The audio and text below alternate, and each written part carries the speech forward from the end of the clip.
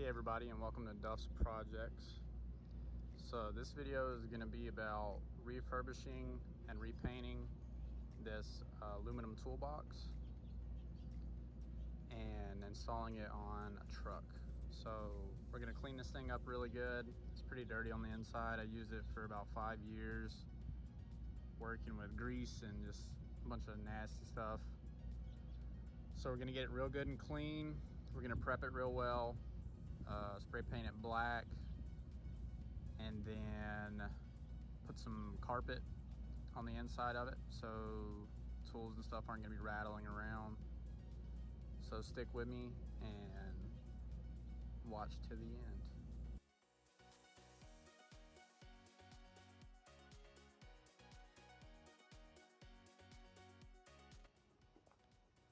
Alright, got the inside of it cleaned up pretty good enough for me. Now we're gonna work on the outside of the box. So once we've gotten the box clean with just a soap and hot water, the next thing we're gonna do is we're gonna take some red Scotch-Brite to create a lot of small scratches on the surface for our adhesion promoter to bind to it. These are the things I'm going to use in this order laid out. The first thing that I got here is some adhesion promoter. The next thing is going to be some self-etching primer, some black gloss spray paint, and some clear coat 2K. So what I'm doing here is just taking hot water and soap and using that Scotch-Brite pad to get a lot of those small scratches all over the surface to help our primer and our adhesion promoter absorb into the material a lot better, because the aluminum is really smooth.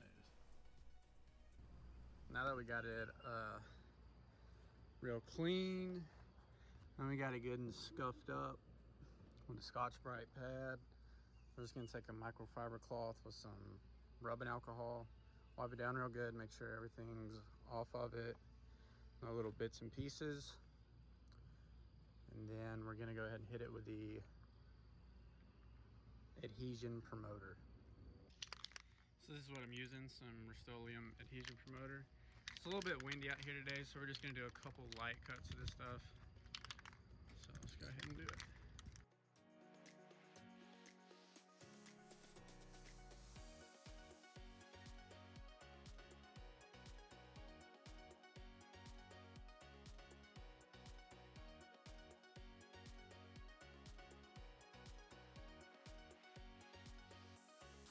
And what this stuff's gonna do is gonna let that primer grab hold of it real good.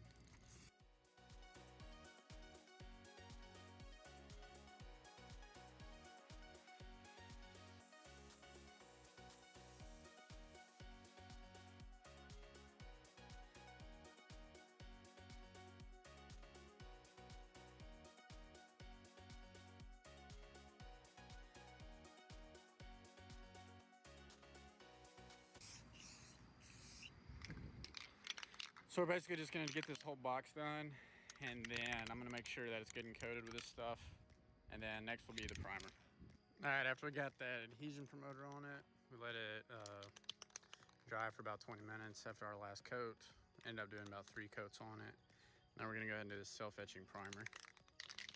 Same thing like we did with the adhesion promoter, we're just gonna do a bunch of light coats, make sure it's good and covered.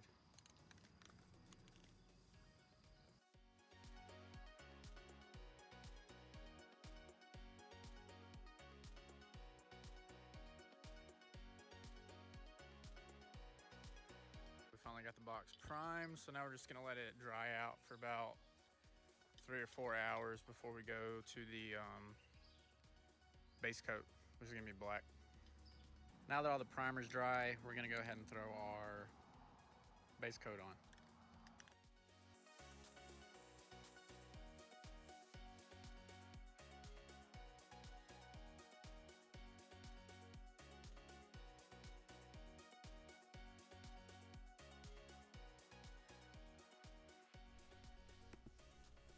So now that we've gotten all of our base coat on there, ended up being about 4 coats total, 2 cans. We're gonna let this thing dry out really well Aiming for 2 to 3 days on the dry time inside this shed right here, just so that that base coat really has time to set in before I spray it with the clear gloss. Overall, it turned out really well so far. There's a couple spots up here on the lid that I'm going to re-hit, but I'm actually very happy with the way that it turned out. So this is what it looks like after 3 days of drying out. Couldn't put the clear coat on it yesterday because it rained, but the black turned out really well, and let's go ahead and get into it.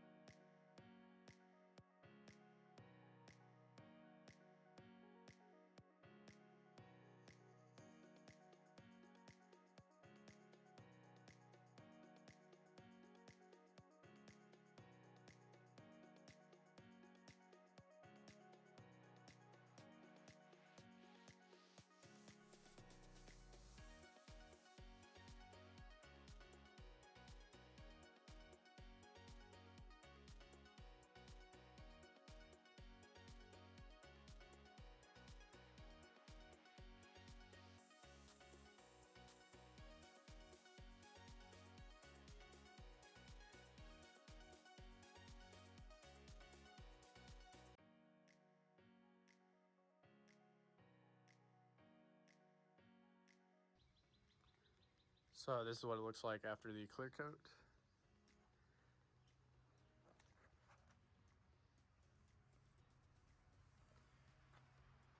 Pretty decent. If I was gonna do it again, I'd probably wet sanded after I put the primer on. I think it would have turned out a little bit smoother, but all in all, I'm happy with it. Now that we've finished with the outside of the box, we're gonna go ahead and work on getting the carpet on the inside. So this right here is gonna be my adhesive, this Weldwood contact cement, and that's gonna glue our outdoor carpet in. I think I got 3.5 or 3 foot linear feet of some outdoor carpet from Lowe's. It's pretty cheap. I'll throw the picture up right here. And this stuff, it's gonna work perfectly for what I want it for. So how I'm gonna do this, I'm just gonna measure out all my lengths and widths for the floor, the 2 sides, and then these 2 sides as well. If I have enough carpet, I'm gonna do these inside trays, but I'm gonna do that off camera. It's gonna be a lot of just measurements and cutting some carpet. So, all right, so pretty meticulous. This is probably the longest part of this whole process, was just getting all this carpet just right to fit in there. But I finally got all the pieces cut, ended up having enough material to do these side trays and everything else. So now the next step is gonna be gluing it in. And with this contact cement, make sure you shake it up real good, but you're gonna brush it on the carpet and the metal. Leave it alone for about 15 minutes until like it's glossy. Once it's glossy, as soon as you lay them together, it'll form that bond. So it's gotta be right the first time you do it. The easiest way to do all this is gonna be work it in small sections. So once I let those 2 sides harden up, I'll go ahead and fold that over, and then I can work on this larger half so I can have a good stable point to work off of. And I'm just gonna repeat the same process for every part of the box. All right, so it's been about 4 hours.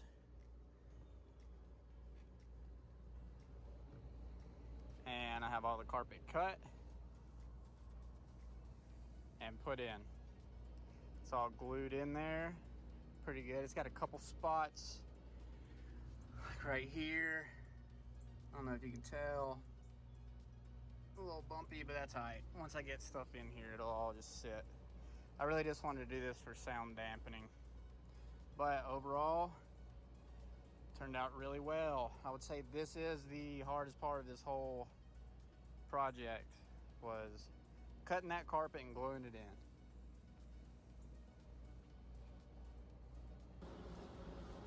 The last little bit that I have to do is drill some holes for the J-hooks to mount it to the truck. Put some weather stripping in it. I already added this one line of weather stripping. I need to do another one here. That's all that I had, so I had to order some more. Wait for it to get in here so I can put the last one in. So we got holes, weather stripping, and I'm trying to find a replacement decal for the front that I took off. But if I can't find a replacement, I'm just gonna end up gluing this one back on. This right here is the weather stripping that I used. I'll put the product picture right here. I just ordered this stuff off Amazon. So now I'm gonna go ahead and put that top line of it on. All right, so now last thing we gotta do is attach it to the truck using these little hooks. So what I'm gonna do is I'm gonna punch 4 total, 2 on each side, 5/16 inch holes to thread these bolts through. And then I'm gonna take a 1/2 inch socket and tighten them up. This is actually upside down right now, so it'll look like this.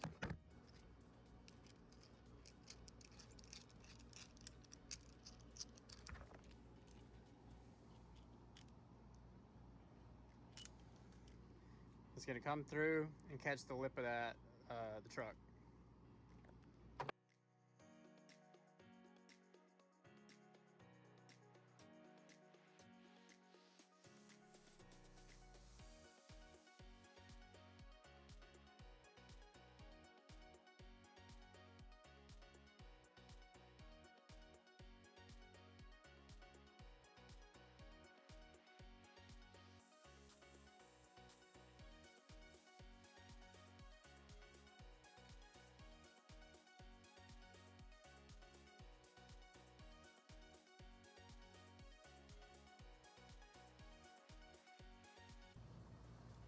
Well, there we go. That's the finished product. All in all, this project took about a week to complete and roughly $100 for all the paints and the sprays, $25 for the carpet, and $30 for the glue, and maybe $10 for the weather stripping. So not bad. Very doable if you just have patience and take your time with it. But if you stayed till the end, I appreciate you, and thanks for watching. All right, so I hadn't got around to posting the video yet, which actually worked out. It's been about a month and a half since I finished everything on Toolbox. Been running around with it. It's been raining, getting dirty. Paint's held up very well. Had a guy that I know make me this replacement sticker because I couldn't find any decals. But overall, the box is holding up very well. And it looks good.